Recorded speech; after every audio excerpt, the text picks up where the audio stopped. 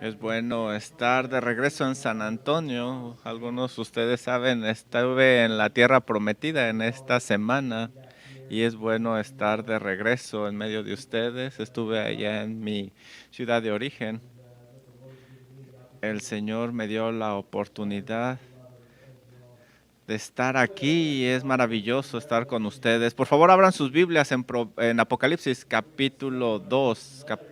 Apocalipsis capítulo 2. Vamos a estudiar una carta que se envió a la iglesia de Éfeso. Por favor, vamos a empezar leyendo esta carta, Apocalipsis capítulo 2, empezando en el versículo número 1 al 7.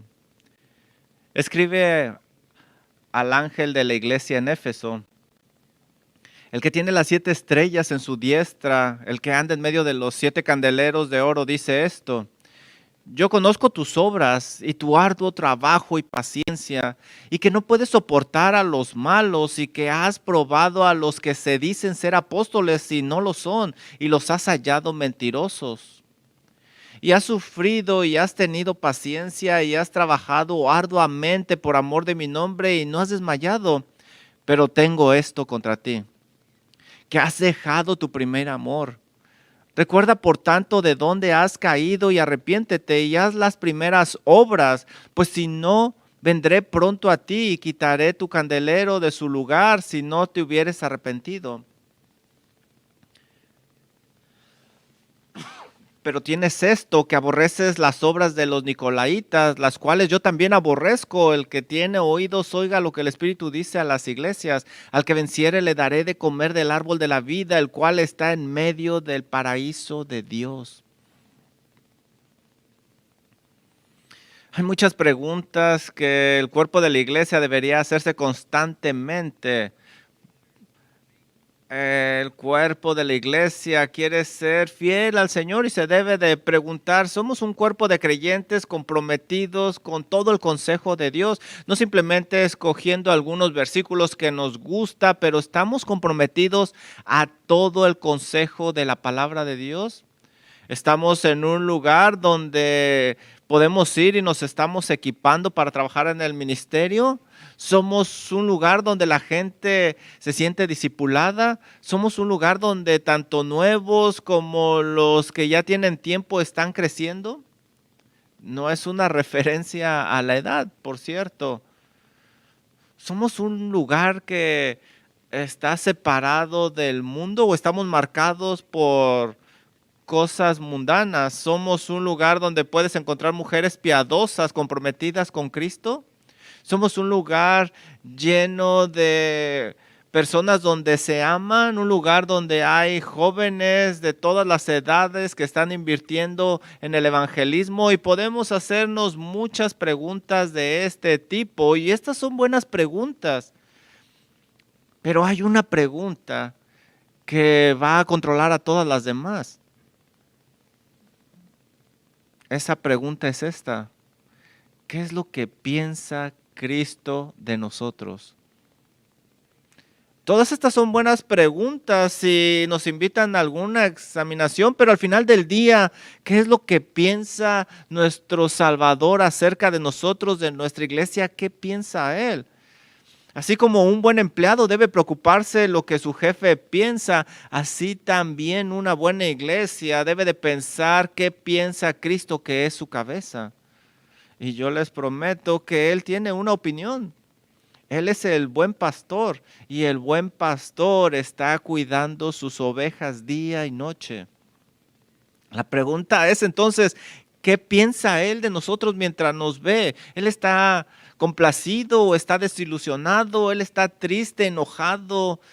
Si Él nos escribiera una carta, ¿qué diría esa carta? ¿De qué nos alertaría? ¿Qué nos instruiría? ¿Qué diría acerca de nuestra iglesia? ¿Qué lugares no estamos aptos para ver o no estamos poniendo atención? Me gustaría abrir una ventana y que estudiáramos esta carta en esta mañana. Y vamos a estudiar a los recipientes de esta carta, lo que decía el Señor para ellos. Y aquí leemos nosotros, escribe al ángel de la iglesia en Éfeso. Y la pregunta es, ¿quién es este ángel? Cada iglesia tiene un ángel. Algunos piensan que es el ángel guardián de la iglesia. Mi opinión, la verdad, es que esto no es probable porque esta es una carta escrita a una iglesia para animarla, para decirle lo que está haciendo mal. Y los ángeles no hacen este trabajo, pero ¿qué es esto de la palabra ángel? Bueno, muchos hacen referencia a que es el pastor o los ancianos de la iglesia. Cuando nosotros leemos la palabra ángel, no significa un ángel literalmente, porque la palabra ángel significa mensaje. Nosotros vemos en el Nuevo Testamento, por ejemplo, en Mateo 11:10, donde Juan llama a Juan el Bautista un mensajero, es la palabra ángelos, un mensajero enviado para prepararle el camino cuando él iba a venir. Esta es una carta que va dirigida a los ancianos de la iglesia. Él da este mensaje a ellos porque tiene un mensaje no nada más para los líderes, sino para toda la congregación. Y la congregación es la iglesia de Éfeso, por eso dice al mensajero, al ángel de Éfeso. Y nosotros tenemos alguna información acerca de esta iglesia. Nosotros sabemos dónde estaba. Sabemos que Éfeso estaba en una metrópolis. Era una de las ciudades más grandes, prósperas, les iba muy bien en la economía. Ellos tenían agua, tenían tráfico, había mucho tráfico. Una vez al año, en el mes de mayo, una gran multitud entraba en Éfeso mientras se celebraban ahí los Juegos Atléticos, que de ahí vienen los Juegos Olímpicos. En Primera de Corintios 16:8, Pablo dice que él permanecerá en Éfeso hasta el Pentecostés.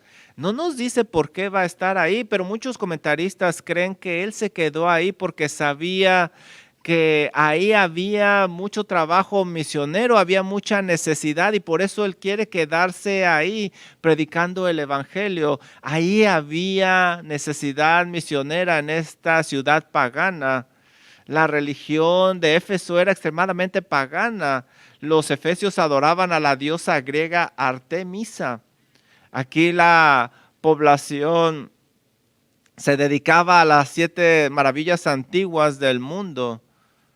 Ahí estaba un templo de 425 pies de largo por 220 pies de ancho y con 120 columnas.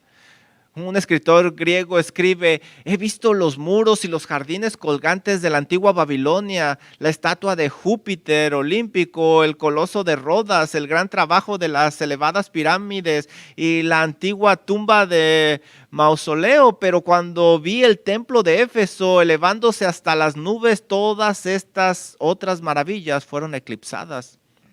El significado de esta cita es de que nombra 6 de las 7 maravillas del mundo antiguo y coloca el templo de Artemisa en la parte superior. ¿Y qué es lo que nos está diciendo todo esto acerca de la gente?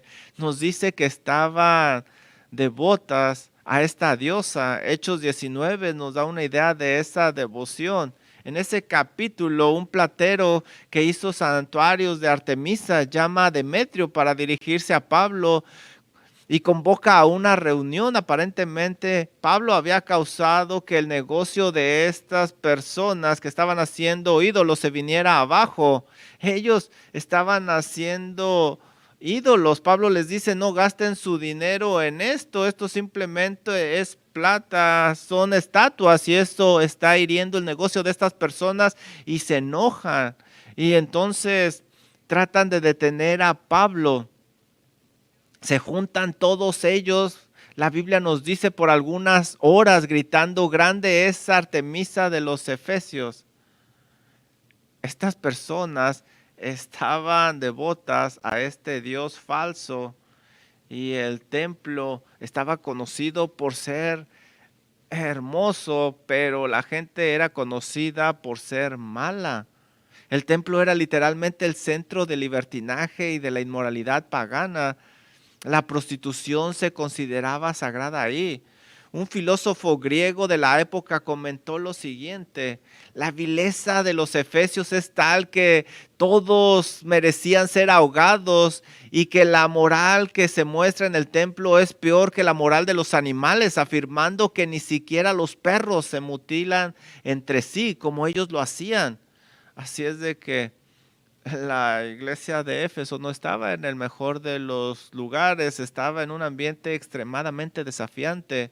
Y sin embargo, en medio de toda esta masa pagana, ahí estaba esta iglesia. Este era el deseo de Cristo para plantar una iglesia que estuviera ahí, a pesar de esos retos. Y sabes, ellos estaban bendecidos. ¿Por qué? Porque Pablo fue su pastor por 3 años. Ustedes seguramente me cambiarían por Pablo. Timoteo también fue su pastor. También disfrutó de la compañía de Aquila. Aún Apolos estuvo ahí. El predicador de la boca de oro, se dice. Incluso es probable que el apóstol Juan viviera ahí 30 años de su vida y escribiera su evangelio y sus epístolas en Éfeso. Y ellos eran el recipiente de todo esto. Imagínense todos los libros que ellos recibían. Muchos comentaristas piensan que ahí se escribieron 8 libros de la Biblia. Sí, había un ambiente pagano, pero la palabra de Dios estaba ahí y esta iglesia de Éfeso era bendecida. Y sabes, quizá nosotros estamos en la misma situación, estamos rodeados de dioses falsos. 50% de la ciudad está dedicada al catolicismo y asimismo a una iglesia que también es bastante, que iglesias que están desviando de la verdad. En el pasado hemos recibido hombres grandes a pesar de todo este paganismo, como James Montgomery, como John MacArthur, como Steve Lawson. Por eso podemos nosotros asimilarnos al estado de Éfeso. Nosotros estamos bendecidos con muchas iglesias que también están comprometidas. Y sin embargo, como Éfeso, quiero que sepas que lo único que importa al final de día es lo que Cristo piensa de nosotros. Esta es la pregunta suprema. Corporalmente, individualmente, ¿qué piensa Él de nosotros? Mientras nosotros leemos, encontramos que esta iglesia recibe una carta y se nos dice lo que Cristo pensaba de ella. Mira lo que dice Apocalipsis 2:1. Palabras del que tiene las 7 estrellas en su mano derecha, el que anda en medio de los 7 candelabros de oro. Conozco tus obras. Aunque no se nombra al escritor, la descripción es obvia. Se nos dice quién es. Este que envía la carta no es nadie más que el Señor Jesucristo. Apocalipsis 1, versículos del 12 al 16 se nos da una descripción de lo que vemos aquí del Señor Jesucristo. Nosotros vemos esto en Apocalipsis 1:12. Entonces me volví para ver la voz del que me hablaba y al volverme vi 7 candelabros de oro y en medio de los candelabros uno semejante al Hijo de Hombre, vestido con una túnica larga y con un cinto de oro alrededor del pecho. Los cabellos de su cabeza eran blancos como blanca lana, como la nieve. Sus ojos eran como llama de fuego, sus pies como bronce bruñido, refinado en un horno, y su voz como el estruendo de muchas aguas. En su mano derecha sostenía 7 estrellas, de su boca salía una espada aguda de 2 filos, y su rostro era como el sol brillando con toda su fuerza. Y podemos leer nosotros esto y darnos una idea. Esto es interesante, cómo se describe el Señor. Pero lo que necesitas ver aquí es que Juan está tratando fuertemente con lo mejor que tiene, describir lo que no se puede describir. ¿Cómo puedes describir tú una voz tan alta, una voz de muchas aguas?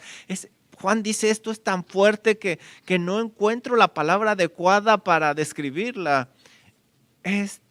este es alguien al cual se le debe de temer. Este es Cristo Jesús, el Hijo del Dios viviente, está enfrente aquí de mí. Y en su mano Él tiene las 7 estrellas. Apocalipsis 1:20 dice, en cuanto al misterio de las 7 estrellas que viste en mi mano derecha y los 7 candelabros de oro, las 7 estrellas son los ángeles de las 7 iglesias. Y los 7 candelabros son las 7 iglesias. Este es Cristo. Aquí se describe Apocalipsis 2 como el que tiene las 7 estrellas en su mano derecha. Lo que significa es que Cristo camina en medio de nosotros con toda la autoridad. Él es el pastor principal. Él es el pastor supremo con toda la autoridad. Él está con nosotros conectado. Esto es lo que Él promete en Mateo 28:20. Yo estaré con ustedes siempre hasta el final de los tiempos. Y sabes, si Él lo prometió, Él lo cumple. Él está en las iglesias y Él sigue estando en medio de las iglesias. Cristo está en medio de su iglesia. Como alguien lo dijo, nosotros somos la gente donde Él está presente. Y si Cristo no está presente, no somos su gente. Cristo está en medio de su gente y esta es una realidad suprema en la iglesia. El ser una iglesia significa que Cristo nos está observando. La figura aquí de las 7 iglesias habla de cosas buenas y malas. Él describe las cosas que están sucediendo en la iglesia de Éfeso individualmente, colectivamente y fuera. En estas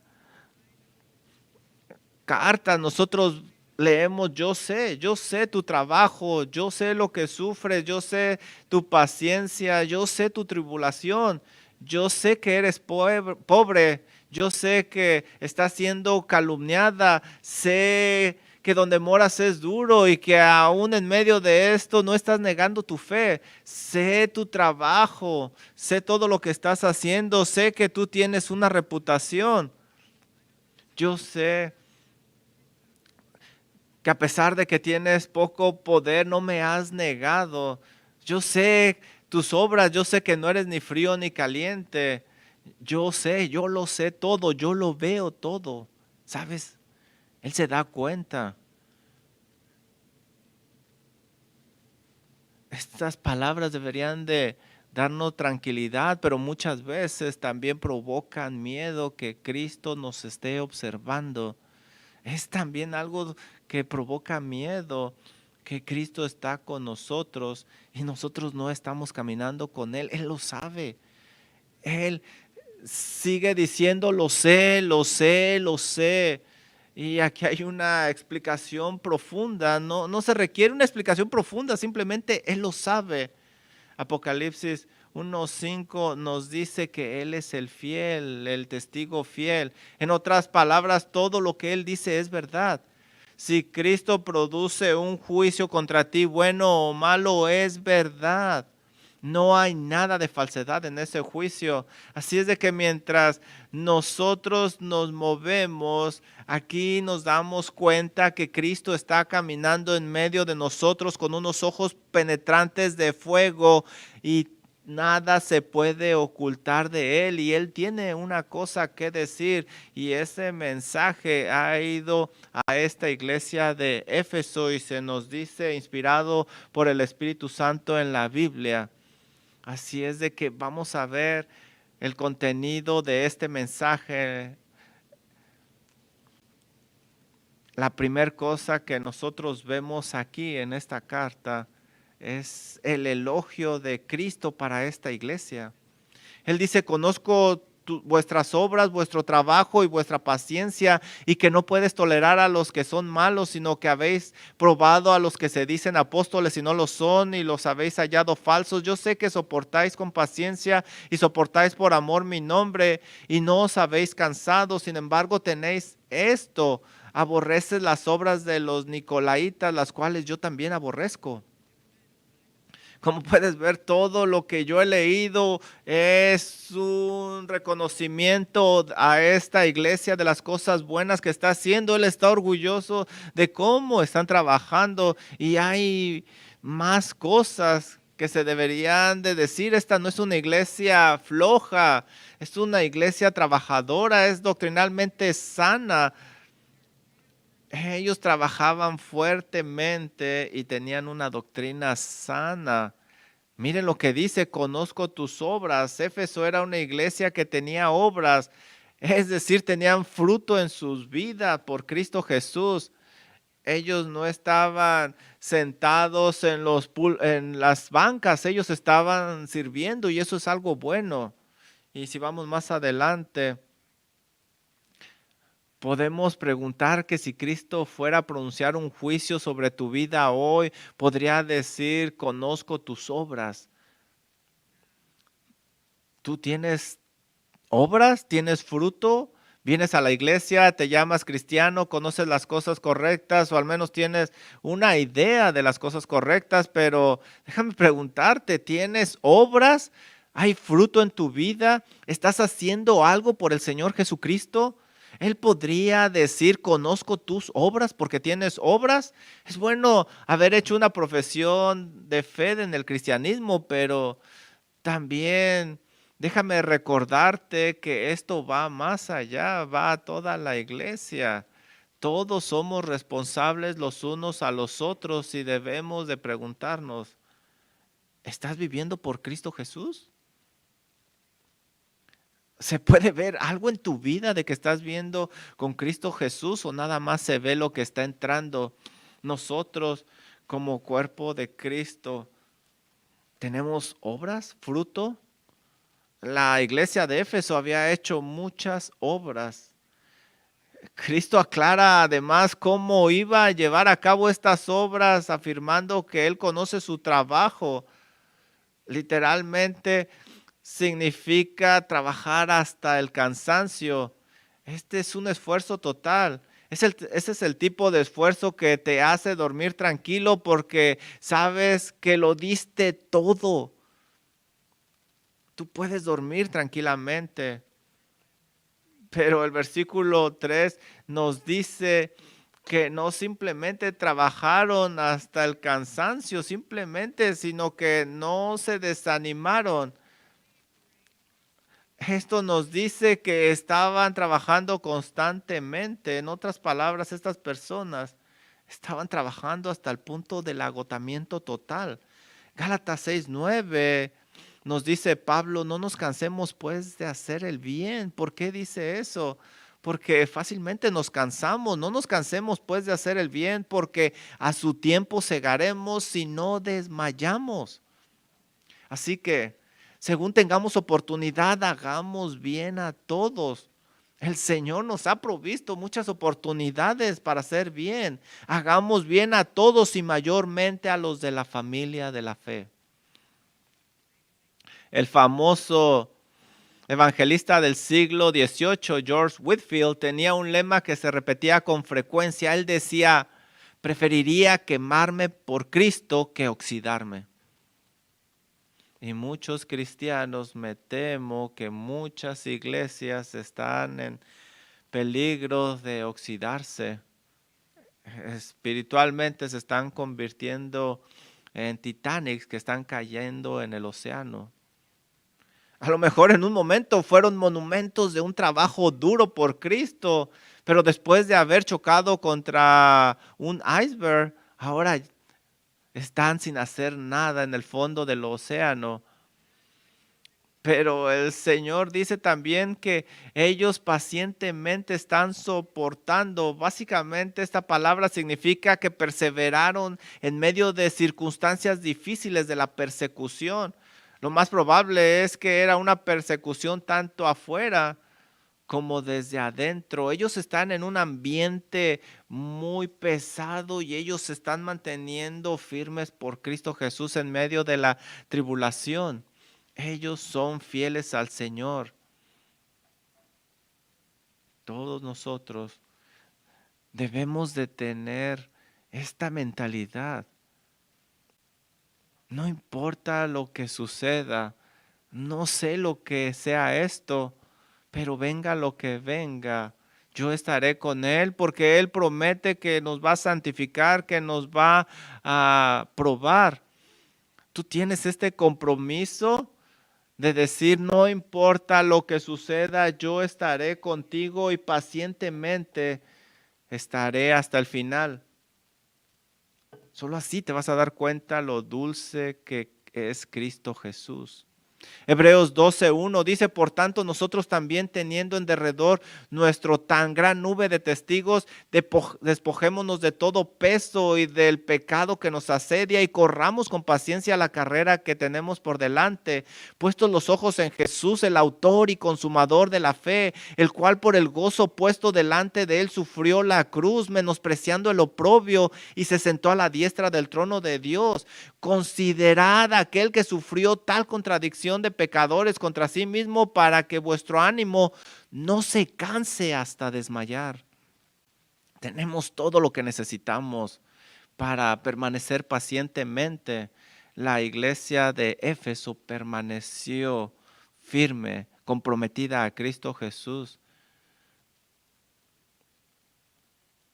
Y sabes, aquí hay un buen comentario de Cristo a aquellos que se mantienen. Pero sabes, también dice que los alaba por no soportar a los que son malos.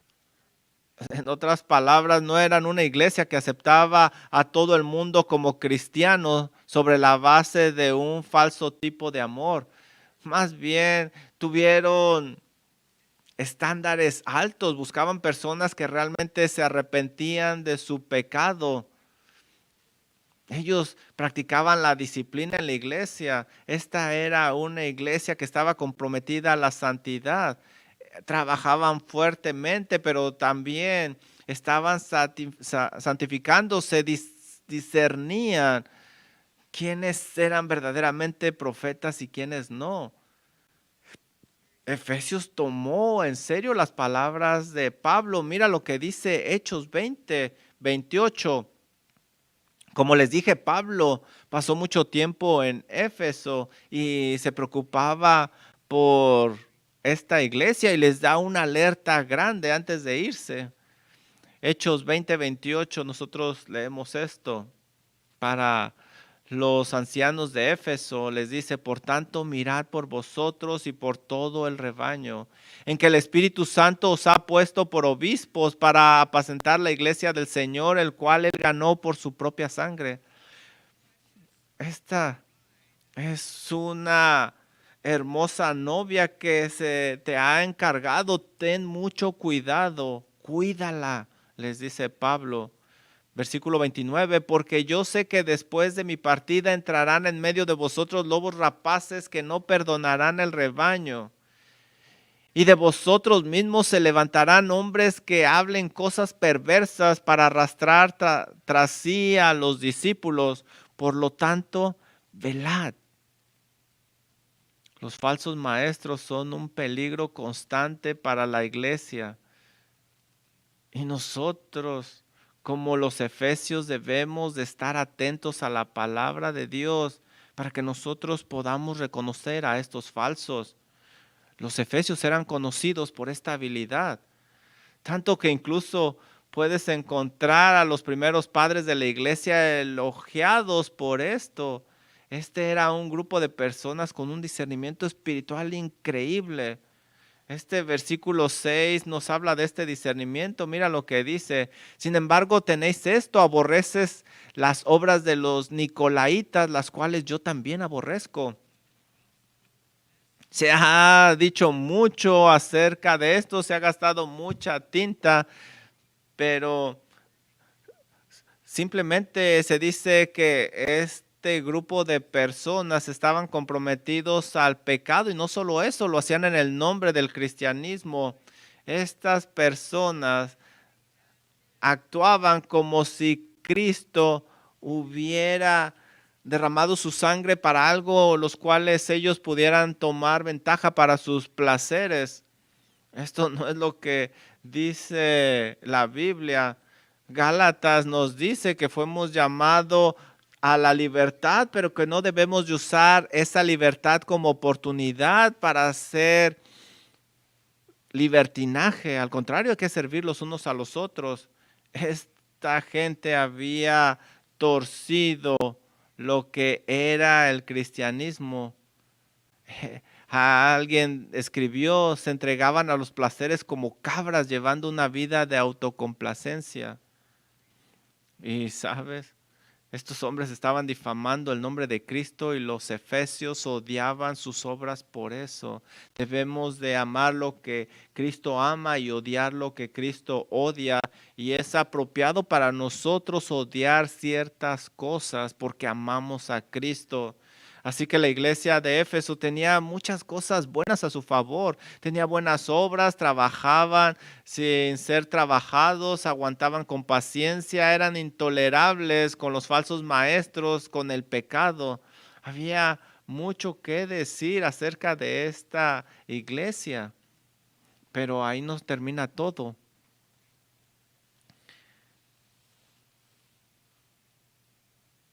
Proverbios 27:5 dice, mejor es la reprensión manifiesta que el amor oculto, fieles son las heridas del que ama, pero importunos los besos del que aborrece. Pero sabes, Cristo es el amigo fiel que dice la verdad.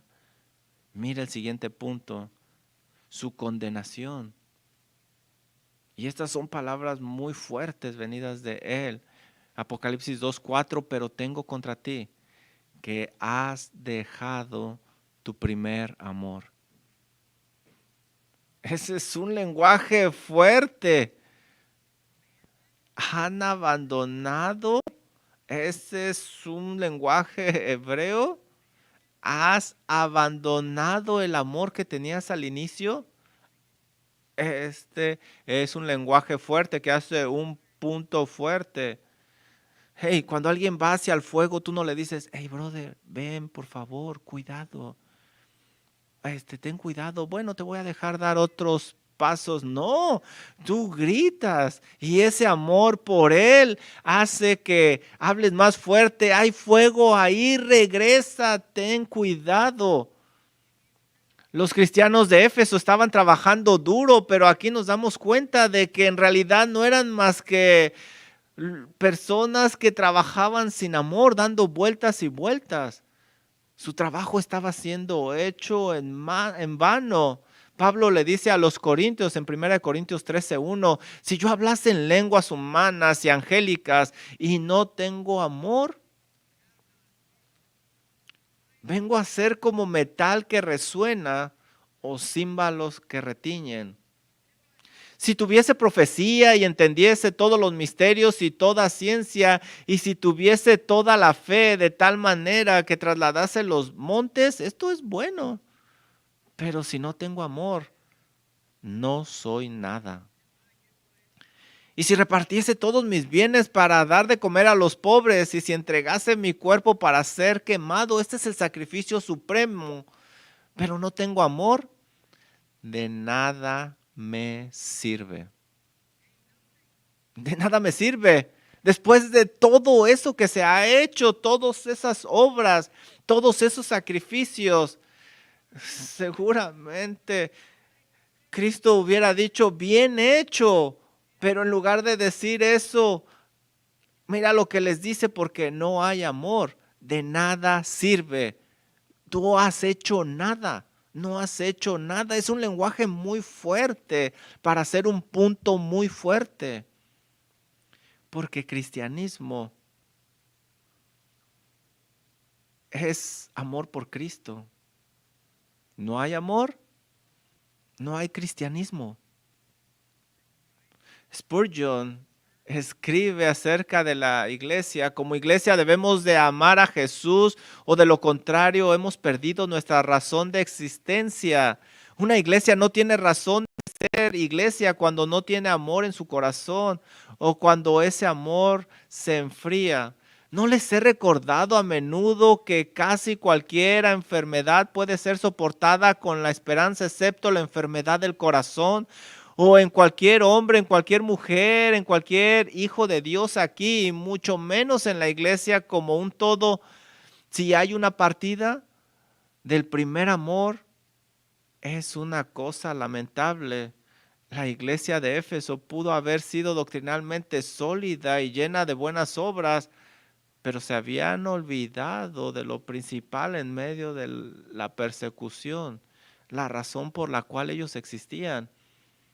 Más tarde, en la misma carta de Corintios, Pablo dice en 1 Corintios 16, 22, si alguno no ama al Señor, sea anatema. Este es un pecado grave.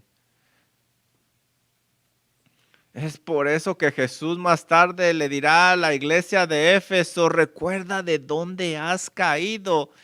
Este no es un pequeño tropiezo, este es un tropiezo en un abismo. Ellos dejaron su primer amor, básicamente en medio de todas sus labores, de todo su trabajo, de la persecución, de todo lo que han hecho por Cristo Jesús, en medio de todo ese conocimiento, ellos trabajaron sin amor. ¿Sabes? Nada crece si no está el amor de Dios, se convierte en las personas mecánicas, todo eso está seco. Eh, el amor de Cristo debe de ser nuestra motivación. Es un síntoma obvio que no detectaron. Primera de Juan 5:2 dice, en esto conocemos que amamos a los hijos de Dios cuando amamos a Dios y guardamos sus mandamientos. Pues este es el amor de Dios, que guardemos sus mandamientos, y sus mandamientos no son gravosos.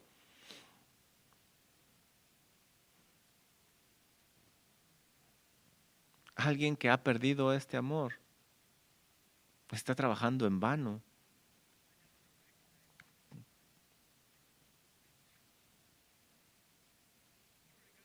Si tú fueras ahí a la iglesia de Éfeso y les hubieras preguntado, hey, brother, ¿amas a Cristo? Ellos hubieran dicho, sí, sí, conozco el Evangelio, lo amo porque Él me amó primero, pero, sabes, decirlo es diferente a realmente amarlo, y podemos engañarnos fácilmente.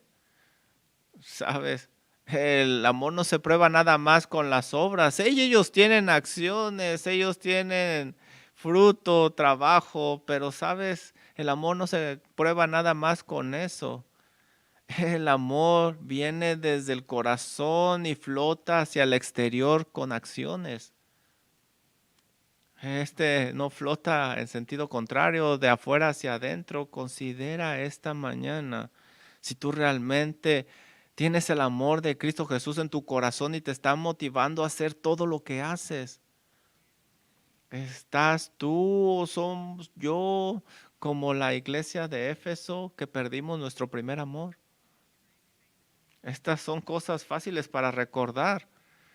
Tú recuerdas tus primeros días en el cristianismo, todo lo que hacías por el Señor.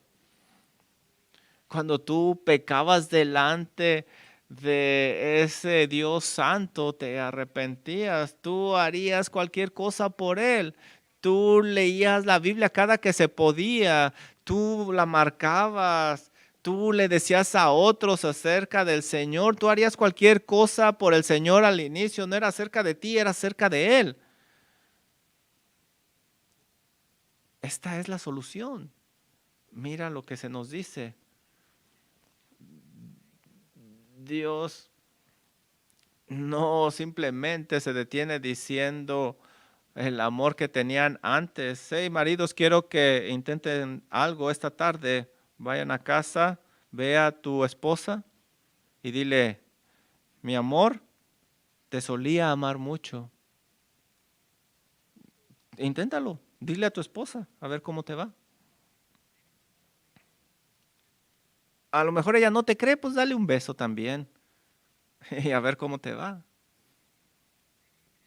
A lo mejor puedes decir feliz 4 de julio, Día de la Independencia de Estados Unidos.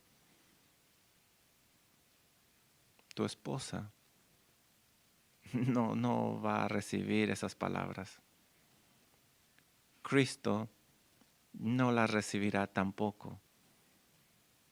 Y tú nunca deberías de decir eso, porque Él sabe dónde está tu corazón. Él tiene un mandamiento aquí. Vamos al siguiente punto y ve el mandamiento de Cristo.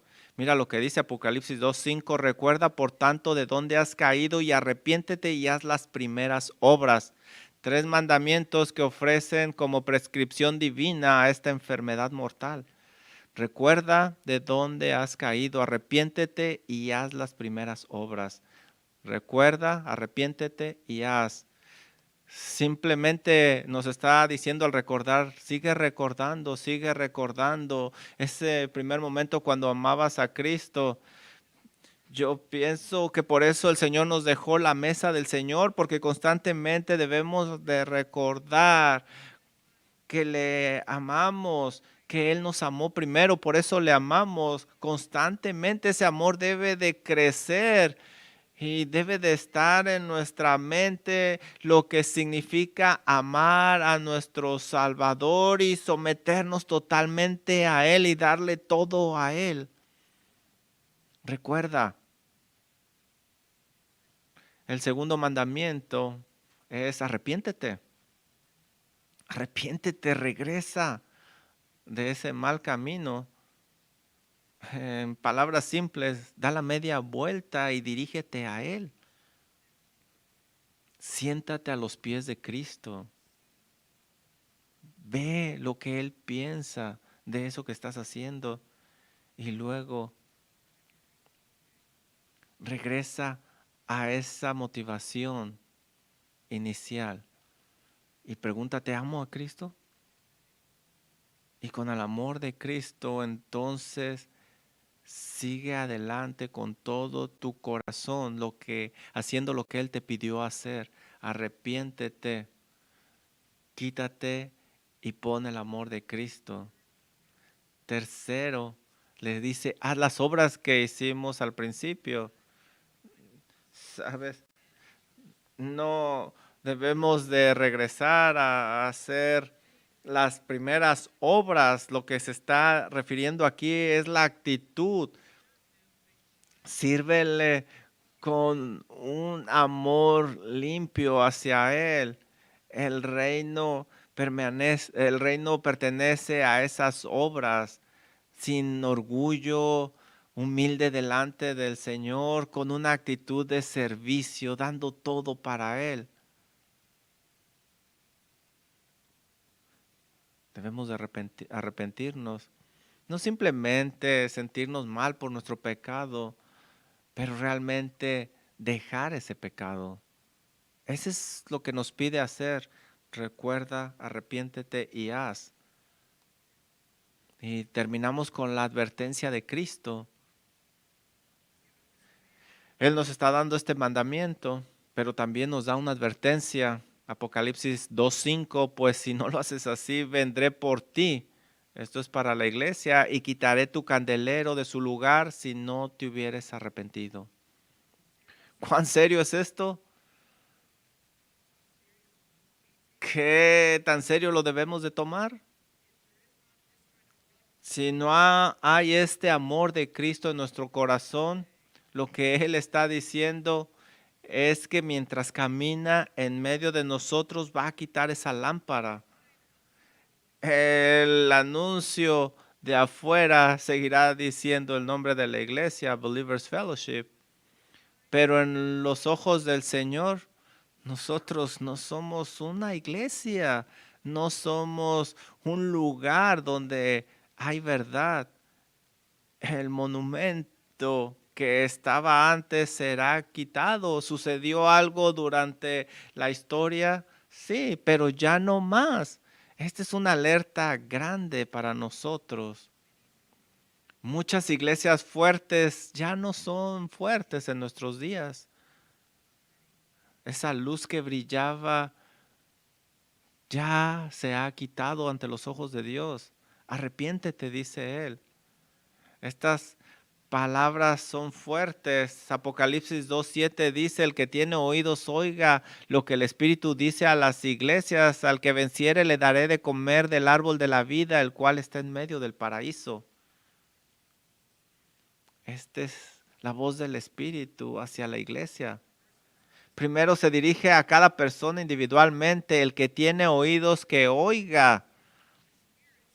Mira lo que dice individualmente. Y segundo, esta es una invitación a escuchar para todas las iglesias universalmente, no nada más para la iglesia de Efeso, sino para todas las iglesias. Aquí lo dice en plural. Y no simplemente una alerta, pero también una promesa de bendición para aquel que venciere, aquel que permanece por el Señor. Dice él mismo, el que venciere. Eso se refiere a los verdaderos cristianos. El que conquistare le dará de comer del árbol de la vida que está en el paraíso de Dios. Sí, debemos de ser una iglesia que trabaja, una iglesia de discernimiento doctrinal, que odiemos el pecado, que amemos su palabra, pero sobre todo, todo esto debe de flotar de un amor profundo en el corazón por Cristo Jesús. Que eso seamos nosotros ahora y para siempre. Vamos a orar. Padre, gracias por esta oportunidad de venir a su palabra. Padre, yo simplemente oro como dice el Salmo 139. Examíname, oh Dios, y conoce mi corazón. Pruébame y conoce mis pensamientos. Y ve si hay en mi camino de perversidad y guíame en el camino eterno. Padre, que nosotros seamos una iglesia de amor por usted y que todo lo que salga de esta iglesia venga de la profundidad de un amor del corazón por su Hijo Jesucristo. Señor, por favor, escudriñe nuestro corazón, entre a nuestro corazón y muéstrenos esas áreas que no hemos podido ver. Padre, gracias por esta iglesia. Obviamente usted puso amor en nosotros, que nosotros continuemos amándole a usted. Oramos en el nombre de su Hijo Jesús. Amén.